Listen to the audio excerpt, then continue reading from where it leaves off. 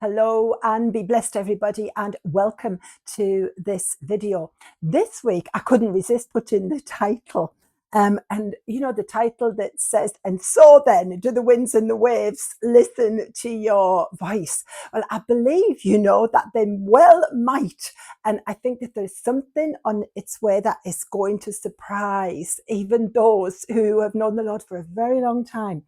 And what's been really impacting me, if you get your Bible, Mark and chapter 4, and it's where Jesus stills the storm. Unfortunately for the disciples, of course, he's just been talking to them about the kingdom of heaven and the power of a single mustard seed. And then, of course, they get into the boat and they're going to go to the other side, which will end up in the Gadarenes. And we know a lot of boats set out. We don't know what happened to the other ones, actually. We only hear about the boat that Jesus was in.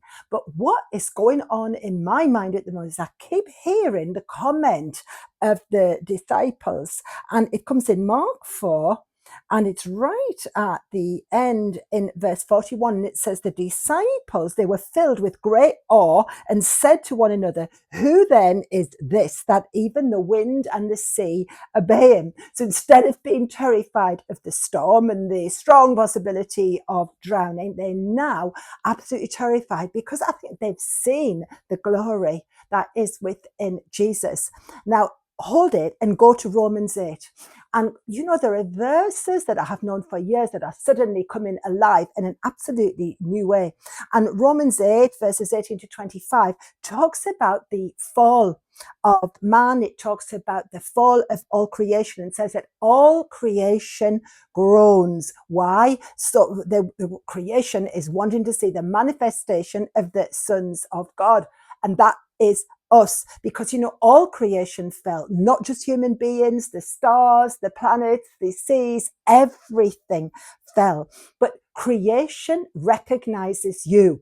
Unfortunately, I think the New Age have recognized some of this before we have actually recognized and realized that actually fallen creation knows who you are. You are recognized when you pass on the ocean, probably when you're in an aeroplane. That in my case is certainly true. You are recognized as you pass through different territories. And creation, fallen human beings, fallen the animal kingdom and so on, they know that you can help. And I've seen some most unusual things, and I know it's only the beginning. And I know it's supposed to be for all of us that we would recognize that there is a manifestation of the glory of the sons of God as well. Not after huge glory to say I'm somebody wonderful, but just that we would be recognized for who we are and that we would act as Jesus told us how to do. Now, if you go on, I've been having a look at Psalm 107, verses 23 to 30. I don't want to read all of it just now. And it's beautiful, those scriptures there. Verse 25 says it's God who actually commands the stormy wind. And the word for wind there is breath, it's ruach. And then it says, that the waves rise up and then men cry out because things are getting just too hot. It doesn't just mean because you're at sea. It's talking about situations and circumstances in your life and your family, in your nation. And verse 28, they cry out in their trouble. And the word in Hebrew that's used is very interesting. It means a tight place. We have the expression in English to be between a rock and a hard place. And so many people are like that. They can't go to the left, the right, nor forward, nor back. They're trapped. There's nowhere to really maneuver, to move themselves to. And they faced a strong adversary. But when they start to cry out, then the storm, it says, calms. Whether the storm is one of these huge storms that we've seen moving over the planet that are more and more ferocious, or whether it's a strong storm of circumstances and adversity that has come in your life or your nation. And when the storm comes, you know what it means? It means the storm whispers. You think of the prophet Elijah. I've been thinking a lot of him recently. that everything is happening at the moment to distract you, to make you put your eyes on terrible circumstances and feel helpless and forget that you are heaven's answer. Your purpose is to actually know who you are, be recognized. It doesn't mean you'll have an easy life, but that you know who you are and you know who is your God. And that was what Elijah needed. Remember, at the end, the God wasn't in the fire or the earthquake or any of the other things. He was in the quiet whisper. And the answer in this particular time is to get into that place with the Lord and to hear that whisper. And at that point, all of the storms cease. And I fear that a lot of us, that we need to learn this all over again. It's that you can know your Bible so well that you don't realize what is actually going on. And I love it. And I want to pray for each one of you. You're going over to the other side. A day in the life of the disciples. They've heard about the mustard seed. They probably thought, yeah, good word, Jesus. But moments afterwards in the storm, oh my goodness, Jesus is asleep and we are going to die. And so many Christians at this moment in time are caught in those tight places. They can't maneuver, but you are still, the answer to the groanings of creation. And when you get set free, a lot of other people get set free. A lot of other territories get free. And just look at the order of Mark's gospel, because after the storm is stilled, the disciples are absolutely astounded and they're saying, well, what manner of guy is this? They know.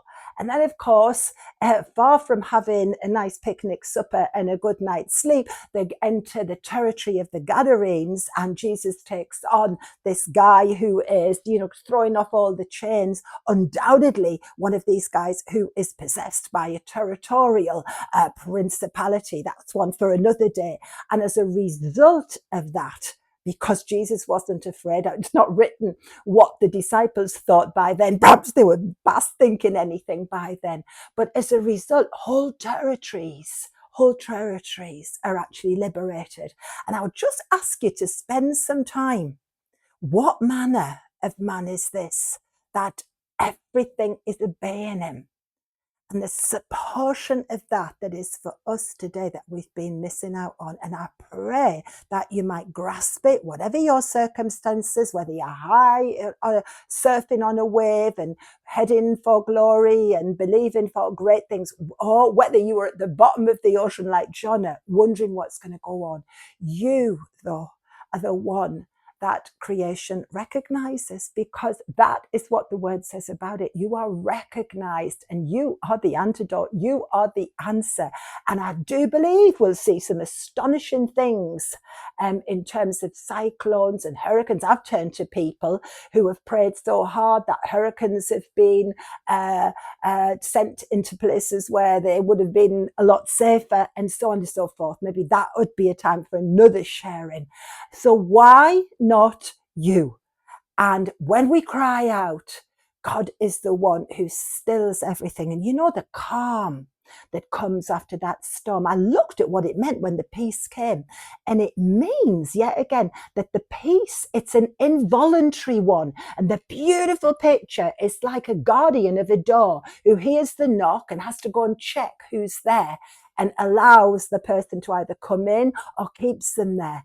And of course, the waves recognized exactly who Jesus is. And instantly there is that peace. And it actually means they can't speak anymore. The waves can't speak anymore. It's an involuntary silence. They can't speak anymore. And I'm praying for those of you who are going through really hard, adverse situations at this time, that where you're perhaps wound up with thoughts coming from the enemy, that voice would calm all of those thoughts and still the storm, and that you would know that involuntary peace where those things that have been causing you perhaps to doubt and to hesitate would not be able to have the power to speak into your circumstances and create those doubts anymore. So be blessed with that thought, and every blessing to you all.